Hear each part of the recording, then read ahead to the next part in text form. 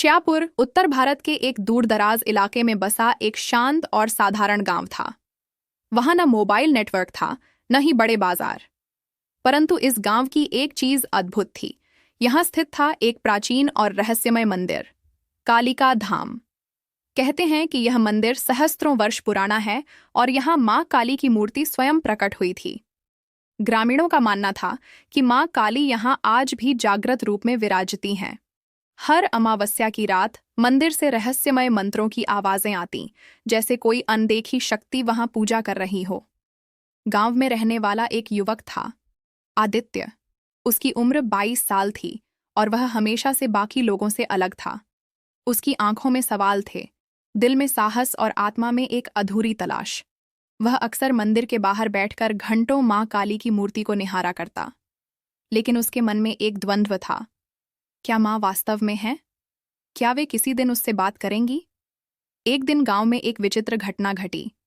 रात के समय आकाश में एक नीली अग्नि दिखाई दी और अगले ही दिन आदित्य के घर के बाहर एक रहस्यमयी पुराना तांबे का बक्सा मिला। उसमें एक काली माला, कुछ टूटे हुए पत्र और एक ताम्रपत्र था जिस पर संस्कृत में कुछ लिखा था, यस्य रक्तम शुद्धम तस्य हृदय मम वास। आरंभ होगा जब अमावस्या की तिथि पर शुद्ध अग्नि जलाएगा वह, जिसकी आत्मा भय से मुक्त होगी। आदित्य ने जब यह पढ़ा तो उसकी रूह कांप उठी। उसने महसूस किया कि यह कोई संयोग नहीं है। उसे यकीन होने लगा कि यह मां काली का बुलावा है। वहीं गांव के कुछ बुजुर्गों को यह बात पसंद नहीं आई। उन्होंने आदित्य को चेतावनी दी, इस राह पर मत जा बेटा। जिसने भी मंदिर के रहस्यों को जानने की कोशिश की, वह कभी वापस नहीं लौटा। पर आदित्य अब रुकने वाला नहीं था। वह हर दिन मंदिर जाता, मंत्र पढ़ता और उस ताम्रपत्र की व्याख्या करने की कोशिश करता। धीरे धीरे उसे महसूस हुआ कि कोई अदृश्य शक्ति उसकी रक्षा कर रही है। एक बार जब वह जंगल में फंसा तो एक काली छाया ने उसकी जान बचाई। अब उसे यकीन हो चला था कि मां काली उसकी परीक्षा ले रही हैं। अगली अमावस्या की रात आदित्य ने अकेले मंदिर में प्रवेश किया। चारों ओर घनघोर अंधकार था, परंतु उसकी आंखों में भय नहीं था। उसने वही माला गले में डाली, अग्नि जलाई और शुद्ध हृदय से प्रार्थना की, हे मां काली, यदि आप हैं तो मुझे अपना दर्शन दें, मेरा जीवन आपका है। अचानक मंदिर की मूर्ति की आंखें लाल हो उठीं। पूरा मंदिर कंपन करने लगा और एक तेज आवाज आई, आदित्य, तेरा समय आ गया है। मंदिर की गूंजती आवाज के साथ ही जैसे समय थम गया। आदित्य की सांसें रुक सी गईं। उसने देखा कि मूर्ति की आंखों से लाल ज्योति निकल रही थी और चारों ओर एक रहस्यमय ध्वनि गूंज रही थी, एक मंत्र जो उसने पहले कभी नहीं सुना था। एयूएम क्रीम कालिकाय नमः। मंत्र के साथ मंदिर की दीवारें कांपने लगीं, लेकिन आदित्य डरा नहीं। उसके भीतर एक अजीब सी ऊर्जा भरने लगी थी। आंखें बंद कर उसने ध्यान लगाया। तभी उसे एक दृश्य दिखा। एक महाकाली रूप में देवी, खुले केश, रक्तवर्ण नेत्र, हाथों में खड्ग, खप्पर और नरमुंडों की माला, और पीछे जलता हुआ रणभूमि का दृश्य। देवी की आंखों से दया नहीं, बल्कि अग्नि प्रकट हो रही थी। वे बोलीं, जो मेरी शक्ति को चाहता है उसे पहले अपने भीतर के भय का नाश करना होगा। तू तैयार है? आदित्य ने आंखें खोलीं। मंदिर अब शांत था, पर बीचों बीच एक काली लौ जल रही थी, वही लौ जो तांबे के ताम्रपत्र में वर्णित थी। आदित्य ने उसकी ओर कदम बढ़ाए, और जैसे ही उसने हाथ बढ़ाया, एक काली छाया उसमें समा गई। अगले ही क्षण आदित्य एक और ही संसार में पहुंच गया। वहां कोई मंदिर नहीं था, कोई गांव नहीं, बस एक विशाल श्मशान भूमि थी। चारों ओर शव जल रहे थे, तंत्रियों की हंसी गूंज रही थी और बीचों बीच मां काली खड़ी थीं। साक्षात, उन्होंने कहा, यह मेरा क्षेत्र है, तामस का, मृत्यु का, पुनर्जन्म का। यहाँ केवल वही जीवित रह सकता है जिसने अपने मन, शरीर और आत्मा को शुद्ध कर लिया हो। आदित्य ने सिर झुकाया, मां, मुझे स्वीकार करो, मुझे ज्ञान दो। मां ने उसकी ओर देखा और बोली, पहले अपने अतीत का सामना कर। जो डर तुझे आज तक खा रहा है उसे मार। और फिर एक चमक के साथ आदित्य को उसका बचपन दिखा, उसके पिता की मृत्यु, मां की बीमारी, समाज द्वारा उपेक्षा। वह चीखा, गिर पड़ा, पर मां ने कहा, जो टूटे वही मजबूत बनता है, उठ। आदित्य उठा, आंसू पोंछे और बोला, अब डर नहीं लगता मां, मैं तैयार हूं। तभी मां काली ने अपनी खड्ग उसे सौंपी। खड्ग छूते ही वह फिर अपने गांव मंदिर में लौट आया। पर अब वह वैसा नहीं रहा था। उसकी आंखों में तेज था, मन में स्थिरता और आत्मा में मां की छवि। वह जान गया था, यह तो बस आरंभ है। मां काली ने उसे चुना है एक विशेष उद्देश्य के लिए, और इसी के साथ शुरू होती है उसकी साधना की असली यात्रा। कालिका धाम में वह रात जैसे इतिहास बन गई थी। आदित्य अब पहले जैसा नहीं रहा। उसकी चाल में आत्मविश्वास था, आंखों में मां काली की चमक और हृदय में अपूर्व शांति। पर साथ ही एक अजीब सी बेचैनी भी थी, एक अधूरापन जो अब उसे साधना की ओर खींच रहा था। अगले ही दिन वह गांव के बाहर स्थित उस पुराने पीपल के पेड़ के पास पहुंचा, जहां कभी एक महातांत्रिक त्रिलोचन नाथ तप किया करते थे। गांव वालों ने उस स्थान को अपवित्र और डरावना मानकर छोड़ दिया था, लेकिन आदित्य को अब डर नहीं लगता था। उसे मां काली पर पूर्ण विश्वास था। वहां पहुंचते ही उसने देखा एक टूटी हुई समाधि, कुछ जली हुई हड्डियां और एक मुरझाया हुआ नीम का झंडा। उसने आंखें बंद कीं और मां से प्रार्थना की, हे मां, यदि यही मेरी राह है तो मुझे वह दिखाओ जो दूसरों को नहीं दिखता। अचानक एक जोरदार आंधी चली, समाधि से धूल उड़ी और एक गुप्त द्वार खुल गया, जमीन के नीचे जाने वाली पुरानी सीढ़ियां। आदित्य ने खड्ग कसकर पकड़ा और नीचे उतर गया। यह एक प्राचीन तांत्रिक गुफा थी। दीवारों पर मां काली के विभिन्न रूपों की चित्रकारी थी, भीषण, शांत, करुणामयी और प्रलयंकारी। बीचों बीच एक हवन कुंड था और उसके सामने एक भस्म से ढका हुआ ग्रंथ पड़ा था, महाकाली तंत्र। जैसे ही आदित्य ने ग्रंथ को छुआ, उसकी देह से बिजली सी दौड़ गई। आंखें बंद हुईं और उसे फिर वहीं देवी दृष्टि गोचर हुई। अब तू मेरे तांत्रिक मार्ग पर है, पर तुझे पहले एक परीक्षा से गुजरना होगा। 3 रात्रियां, 3 यंत्र, 3 मंत्र। हर रात तुझे एक यंत्र सिद्ध करना होगा, बिना डरे, बिना विचलित हुए। पहली रात, चामुंडा यंत्र। आदित्य ने काले आसन पर बैठकर हवन किया, मंत्र जपे। AUM चामुंडा ये विच्छे। चारों ओर भूत प्रेतों की आवाजें आने लगीं। गुफा में दिए बुझने लगे, पर आदित्य अडिग रहा। अंततः चामुंडा यंत्र जागृत हुआ और मां की काली छाया प्रकट हुई। पहली सीढ़ी पार की, पुत्र। दूसरी रात, भद्रकाली यंत्र। इस बार हवा भारी हो गई, जमीन से लाल ज्वालाएं उठीं, गुफा कांप उठी।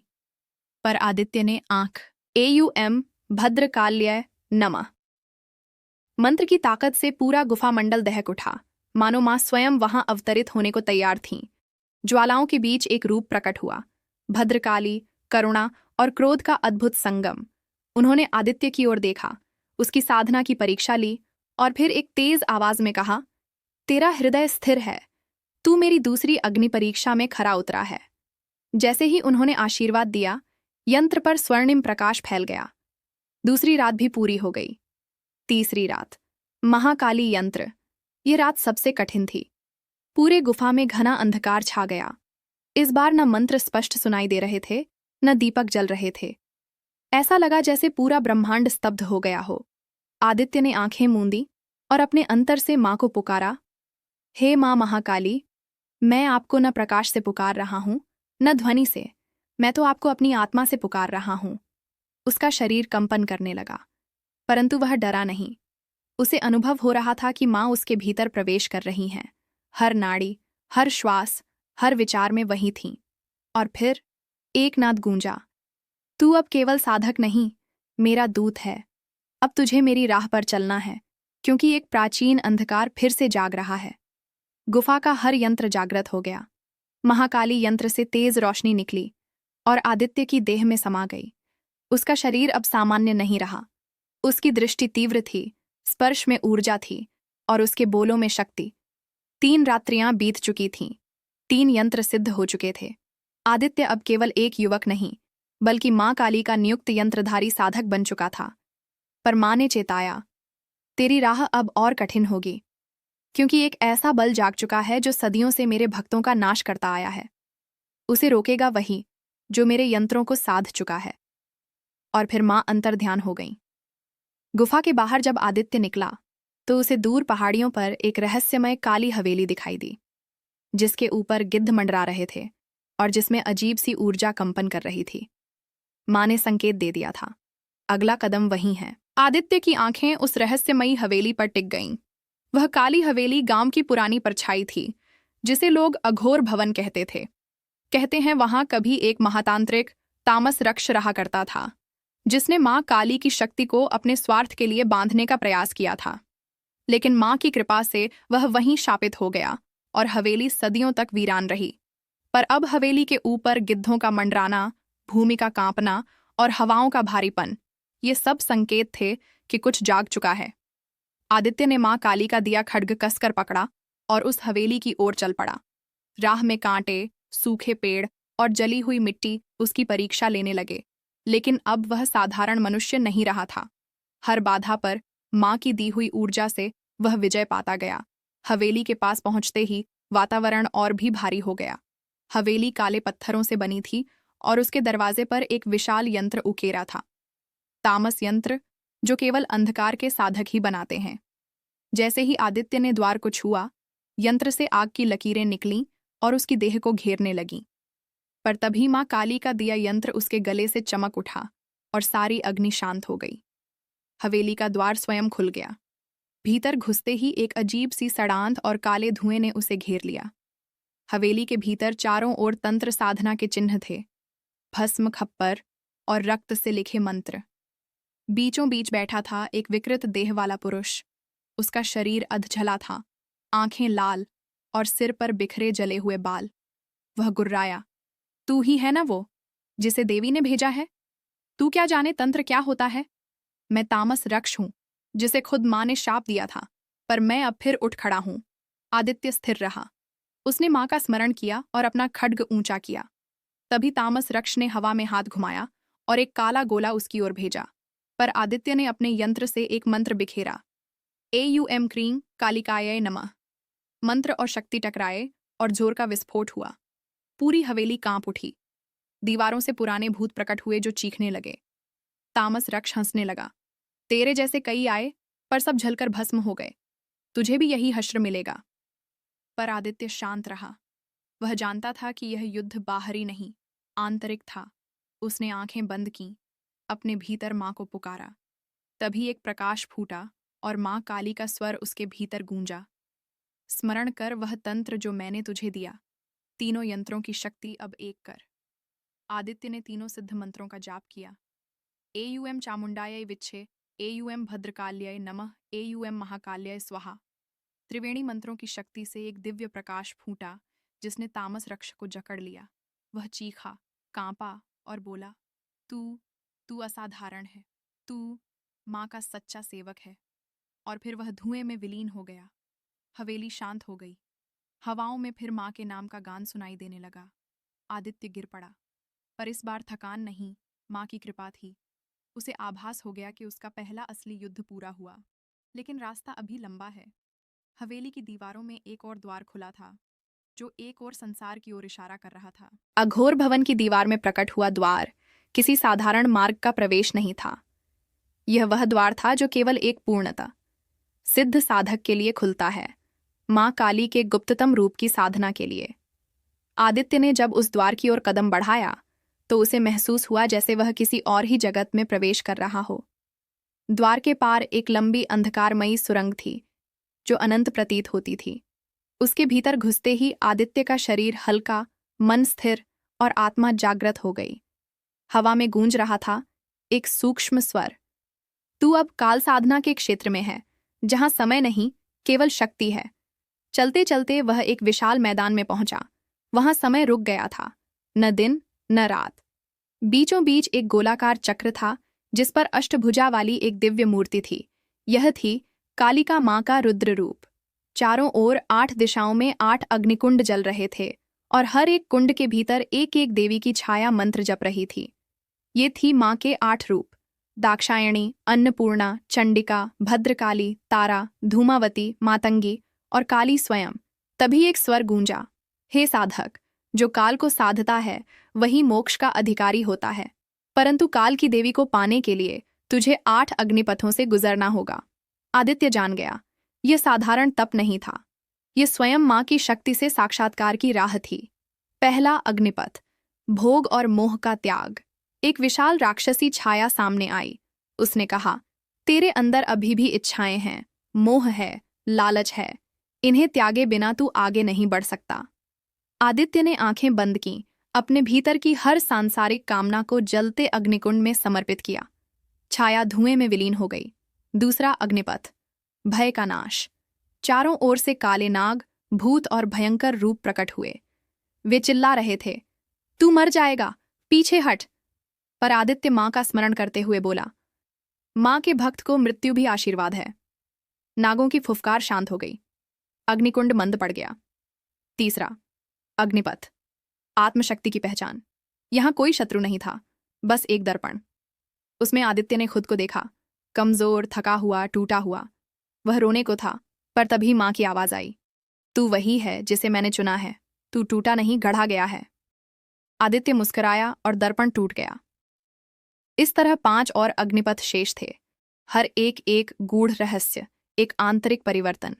परंतु तभी अंतिम अग्निपथ से पहले एक तेज गर्जना हुई। आकाश से उतरती एक काली परछाई, जिसे देख खुद अग्निकुंड डगमगाने लगे। यह कोई साधारण शक्ति नहीं थी, यह था महाकाल राक्ष, तामस रक्ष का पिता, जो मां काली को बंदी बनाने की असफल कोशिश में सदियों पहले काललोक में ही कैद हो गया था। वह हंसा, आया है एक और काली का भक्त, जिसे मैं अपने अंधकार में समेट लूंगा। आदित्य स्थिर खड़ा रहा। उसने मां की प्रतिमा की ओर देखा और कहा, हे मां, यदि मैं तेरा हूं तो तेरी शक्ति मेरे भीतर हो। और फिर खड्ग चमका, मंत्र गूंजा, कालिकाय नमः क्रीम स्वाहा। अग्निकुंडों से ऊर्जा फूटी और मां का रूप आदित्य के भीतर प्रकट हुआ। उसके शरीर से निकल रही काली ज्वालाओं ने महाकाल राक्षस को जकड़ लिया। राक्षस चीखा, यह संभव नहीं, तू साधारण नहीं, तू मां का अंश है। और फिर वो ध्वस्त हो गया। 8 अग्निपथ पूर्ण हुए। मां की मूर्ति ने दिव्य रूप लिया और कहा, पुत्र, तू अब केवल मेरा साधक नहीं, मेरा रक्षक है। अब तुझे उस स्थान पर जाना है जहां अंतिम युद्ध होगा, जहां समय की गांठ खुलती है और ब्रह्मांड की संतुलन रचती है। 8 अग्निपथ पार करने के बाद आदित्य को अब मां काली की पूर्ण शक्ति का आशीर्वाद प्राप्त हो चुका था। लेकिन जिस क्षण उसे वह दिव्यता प्राप्त हुई, ब्रह्मांड के संतुलन में कंपन हुआ।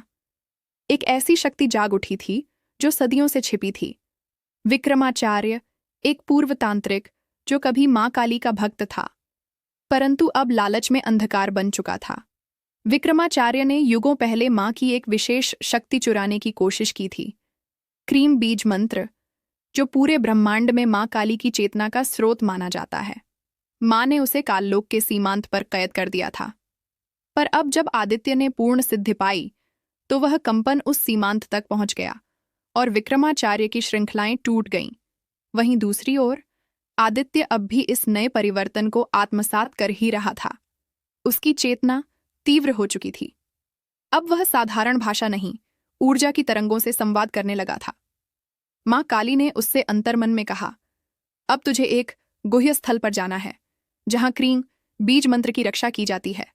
वहीं होगा अंतिम युद्ध। पर ध्यान रहे, हर शत्रु बाहर नहीं होता, कुछ भीतर भी होते हैं। आदित्य ने मां का खड्ग उठाया और चल पड़ा काल गुफा की ओर, जहां वह मंत्र छिपा था। लेकिन उसे इस बार अकेले नहीं जाना था। मां ने उसे एक साथिन दी थी, देवयंती, एक दिव्य कन्या जो मां की सेवा में जन्म से ही तपस्यारत थी। वह तेजस्वी थी, शांत और अद्भुत मंत्र शक्ति से संपन्न। देवयंती और आदित्य साथ चल पड़े काल गुफा की ओर। राह में अनेक भटकाने वाले दृश्य आए, माया के रूप, पुराने स्मरण, सुख की कल्पनाएं। पर दोनों साधकों ने एक दूसरे की ऊर्जा को थामे रखा। काल गुफा के पास पहुंचते ही आकाश लाल हो गया। ज्वालाएं उभरने लगीं। गुफा की दीवार पर लिखा था, यहां केवल वही प्रवेश कर सकता है जिसकी आत्मा में कोई छल न हो। देवयंती आगे बढ़ी और द्वार खुल गया। फिर आदित्य चला, लेकिन द्वार कुछ क्षण को कांपा। उसके भीतर एक द्वंद्व चल रहा था, एक प्रश्न, क्या तू सचमुच इसके योग्य है? तू क्यों चुना गया? पर आदित्य ने आंखें मूंदी और मां का स्मरण किया। द्वार शांत हुआ और वह भीतर प्रविष्ट हुआ। गुफा के अंदर एक प्राचीन मंडप था, जिसमें मध्य में एक छोटा बीज मंत्र चमक रहा था, क्रीं। उसके चारों ओर यंत्र, दिए और रक्षक मंत्रों की रेखाएं बनी थीं। जैसे ही आदित्य ने मंत्र की ओर कदम बढ़ाया, आकाश से विक्रमाचार्य प्रकट हुआ। उसका शरीर अब मानव नहीं, बल्कि आग, राख और छाया का बना था। उसकी आंखों में भयंकर लालसा थी। तो तू ही है वह नया रक्षक, एक और मूर्ख साधक जिसे माँ ने मोहरा बना लिया। वह शक्ति मेरी थी, मेरी है। देवयंती ने तुरंत मंत्र रक्षा चक्र खींचा और कहा, तू अब इस शक्ति को छू भी नहीं सकता। विक्रमाचार्य हंसा। क्या तुम्हें लगता है विश्वासघात सिर्फ बाहर से आता है? और तभी गुफा में अचानक एक और ऊर्जा उठी। एक ऐसा मंत्र फूटा जो केवल माँ के अंदरूनी साधक ही जान सकते थे। देवयंती सन्न रह गई। उसने पीछे देखा। आदित्य के शरीर से निकल रही थी एक दूसरी परछाई। नहीं, वह आदित्य नहीं था। एक गूढ़ यंत्र प्रकट हुआ और वहां खड़ा हुआ द्वैध आदित्य। असली आदित्य अब मूर्छित था। उसकी चेतना को विक्रमाचार्य ने कुछ देर के लिए बांध दिया था। देवयंती स्तब्ध रह गई, लेकिन उसने हार नहीं मानी। वह माँ की ओर झुकी और चिल्लाई, हे माँ काली, यदि मैं सच में आपकी कन्या हूं तो मुझे मार्ग दो। और उसी क्षण असली आदित्य की चेतना जागी। उसकी देह से माँ की शक्ति फूटी और वह उठ खड़ा हुआ। उसका स्वर गूंजा, मैं वो नहीं जो तुमने देखा, मैं वो हूं जो माँ ने रचा। विक्रमाचार्य और उसका छाया रूप कांपने लगे। गुफा ऊर्जा से भर उठी। माँ काली की चेतावनी के साथ ही वह द्वार प्रकट हुआ, जो ना तो किसी तंत्र में वर्णित था, न किसी शास्त्र में। यह था मृत्यु लोक प्रवेश, जहां समय ठहर जाता है और आत्मा का असली रूप प्रकट होता है। आदित्य और देवयंती उस द्वार के सामने खड़े थे। वह न तो पत्थर का था, न ही धातु का, बल्कि बना था अंधकार और प्रकाश की लहरों से। बीच में लिखा था एक मंत्र, जो मृत्यु को साधे वही जीवन का रक्षक बनता है। देवयंती ने आदित्य की ओर देखा। हम तैयार हैं? आदित्य ने धीरे से सिर हिलाया और दोनों उस द्वार में प्रविष्ट हो गए। अंदर का दृश्य अवर्णनीय था। चारों ओर धुंध थी, पर यह धुंध आत्मा की स्मृतियों से बनी थी।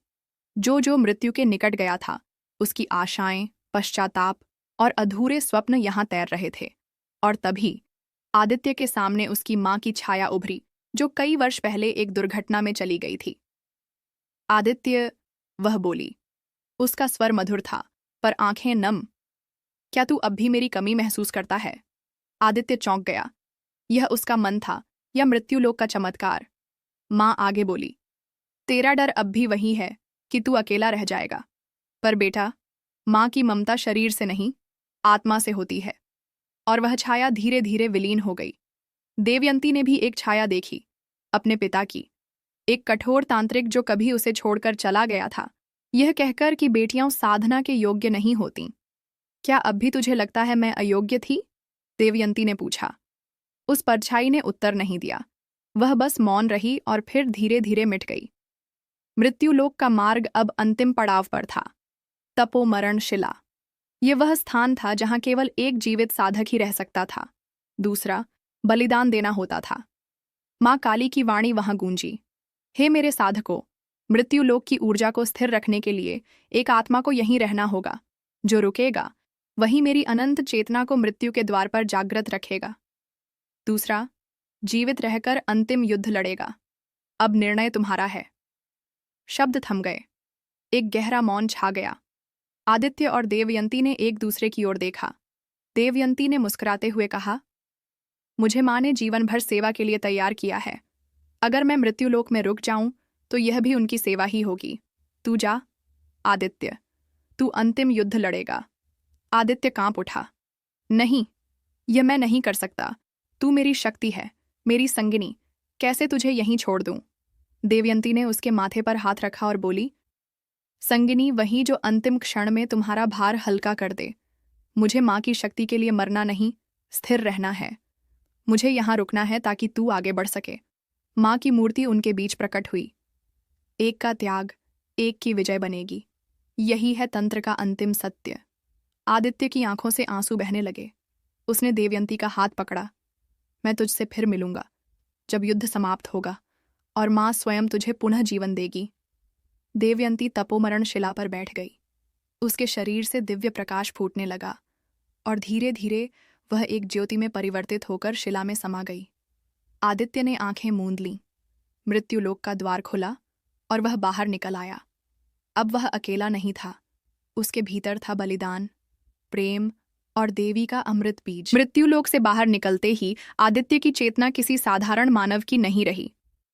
उसके नेत्रों में अब मां काली का तेज था, उसके चरणों में पृथ्वी का कंपन और उसके ललाट पर चक्राकार ऊर्जा का प्रतीक, जिसे स्वयं मां ने अंकित किया था। देवयंती अब मृत्युलोक में स्थित तपोमरण शिला में ज्योति रूप में स्थिर थी। आदित्य की हर श्वास, हर मंत्रोच्चार में उसकी शक्ति समाई हुई थी, पर संसार में सब शांत नहीं था। विक्रमाचार्य, जो अब तक छाया था, अब पूर्ण रूप में जाग चुका था। उसने काल गर्भ से निकलकर तीनों लोकों में अराजकता फैला दी थी। धरती पर भयानक तूफान उठने लगे थे, पशु पक्षी असामान्य व्यवहार कर रहे थे, मंदिरों की मूर्तियां कांपने लगी थीं और साधुओं के तप टूट रहे थे। कई नगरों में लोग अजीब स्वप्न देखने लगे, जैसे कोई अंधकार उनकी आत्मा में प्रवेश कर रहा हो। ये विक्रमाचार्य का ही प्रभाव था। उसने एक प्राचीन तंत्र से काल विवर्तन यंत्र को सक्रिय कर दिया था, जो समय को उलट सकता था।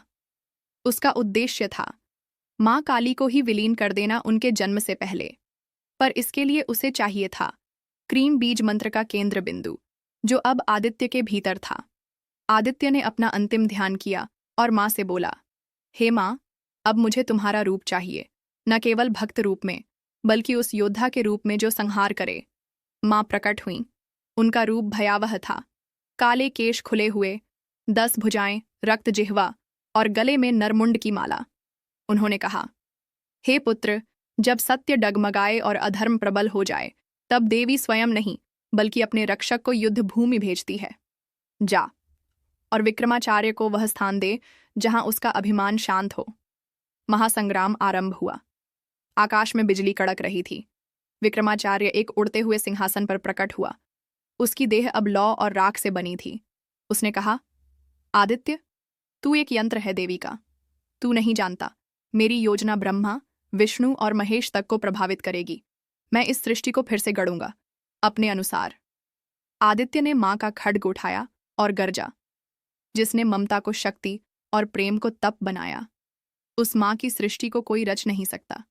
तू केवल एक छाया है, मैं मां की चेतना हूं। विक्रमाचार्य ने आकाश में 3 तांत्रिक मंत्र छोड़े, जो गहरे अंधकार से बने थे। वे मंत्र पृथ्वी की आत्मा को चीरने लगे। आदित्य ने अपनी हथेली में अग्नि जगाई और क्रीम बीज मंत्र को संपूर्णता से उच्चारित किया। क्रीम कालिकायै नमः, क्रीम श्रीयं ह्रीम दुर्गायै स्वाहा। उसके शब्दों से पृथ्वी पर प्रकाश की लहर दौड़ गई। आसमान फटा और मां काली की एक झलक हर जीव में समा गई। विक्रमाचार्य को अब आभास हो गया कि यह युद्ध केवल भौतिक नहीं है, यह आत्मा और अभिमान के बीच है। उसने अंतिम अस्त्र छोड़ा, तिरोहिता वक्र शक्ति, जो आत्मा को भ्रम में डाल सकती थी। परंतु तभी मृत्युलोक की तपोमरण शिला में बैठी देवयंती की ज्योति जल उठी। उसने एक दिव्य मंत्र छोड़ा, एयुएम जयंती मंगला काली भद्रकाली कपालिनी, दुर्गा क्षमा शिवा धात्री स्वाहा स्वधा नमोस्तुते। यह मंत्र तीनों लोकों में गूंजा। आदित्य ने अपनी दोनों भुजाओं को आकाश की ओर उठाया और मां काली की संपूर्ण शक्ति को अपने भीतर उतारा। उसके शरीर से अग्नि की लपटें फूटीं, खड्ग तेज हुआ और उसकी एक हुंकार से विक्रमाचार्य का सिंहासन टूट गया। आखिरी वार के लिए दोनों एक दूसरे की ओर दौड़े। एक ओर था अधर्म का अभिमान, दूसरी ओर मां का अमृत बीज। महासंग्राम अपने चरम पर था। विक्रमाचार्य और आदित्य के बीच ऐसा युद्ध छिड़ा जिसे देखकर देव, गंधर्व, यक्ष और पाताल तक के प्राणी थर्रा उठे। विक्रमाचार्य ने अब अपने सभी तांत्रिक अस्त्र छोड़ दिए थे। उसका शरीर धुएं से ढका था और उसकी आंखों में केवल एक प्यास थी, मां काली की चेतना को ग्रस लेने की। पर आदित्य अब कोई साधारण मानव नहीं था। वह अब देवी की भुजा बन चुका था, एक ऐसा माध्यम जिसमें मां काली की स्वयं की शक्ति प्रवाहित हो रही थी। क्रीम क्रीम क्रीम मंत्रोच्चारों से आकाश गूंज रहा था। आदित्य ने मां के खड्ग को उठाया और विक्रमाचार्य की ओर दौड़ा।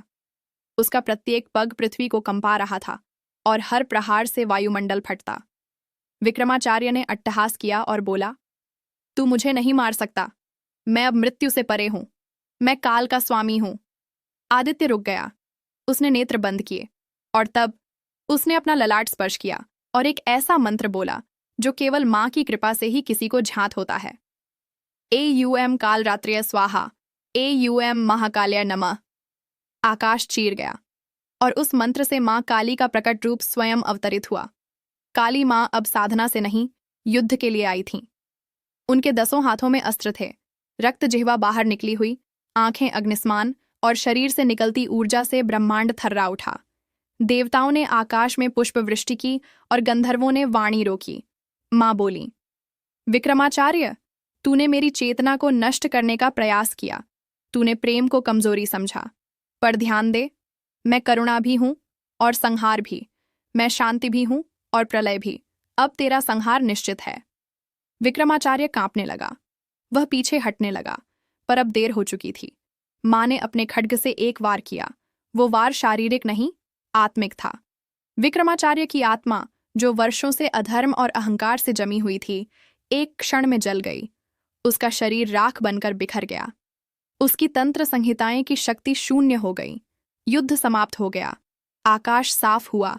धरती फिर से हरियाली से भर उठी। पशु पक्षी फिर से गाने लगे। मंदिरों की घंटियां स्वतः बजने लगीं। मां काली ने आदित्य के समीप आकर कहा, हे पुत्र, तूने केवल संसार की रक्षा नहीं की, बल्कि अपने भीतर की असुरता को भी पराजित किया। अब समय है उससे मिलने का जिसने तुझ पर विश्वास किया। आदित्य की आंखें भर आईं। उसने हाथ जोड़े। मां ने मृत्युलोक की ओर अपना ध्यान केंद्रित किया। देवयंती, जो तपोमरण शिला में ज्योति रूप में स्थित थी, अब धीरे धीरे पुनः शरीर धारण करने लगी। उसकी सांस